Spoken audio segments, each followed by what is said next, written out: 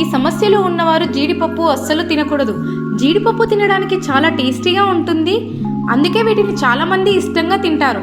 అయితే కొంతమంది వీటిని తినకపోవడమే మంచిది. వారు ఎవరో తెలుసుకోండి. నట్స్ ఆరోగ్యానికి చాలా మంచిది. అందులో ముఖ్యంగా బాదం, జీడిపప్పు, వాల్నట్స్ ఉన్నాయి. ఇందులో ఎక్కువగా పోషకాలు ఉన్నాయి. అయితే కొన్ని సమస్యలు ఉన్నవారు ఈ జీడిపప్పుకి దూరంగా ఉండడం మంచిది. ఆ సమస్యలు ఏంటో తెలుసుకోండి. నట్స్ ఎలర్జీ విధంగా నట్స్ అలర్జీ ఉన్నవారు కూడా ఈ జీడిపప్పులు తినడం అంత మంచిది కాదు.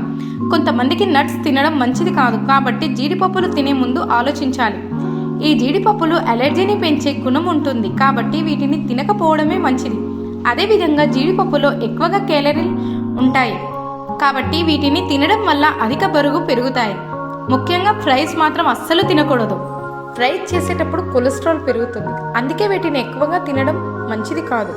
జీడిపప్పు కర్రీరాల సమస్య, అంతేకాదు జీడిపప్పు తినే యాక్సిడెంట్స్ ఏర్పడుతుంది. ఇది రాళ్ళు ఏర్పడేలా చేస్తుంది, కాబట్టి వీటిని తినే ముందు డాక్టర్ సలహా తీసుకోవడం మంచిది. కిడ్నీ ప్రాబ్లమ్స్, కిడ్నీ సమస్యలు ఉన్నవారు జీడిపప్పుని తినకూడదు. ఇందులో ఫాస్ఫరస్ ఎక్కువగా ఉంటుంది, ఇది కిడ్నీలకు మంచిది కాదు. అందుకే ఈ జీడిపప్పులను తినకపోవడమే మంచిది.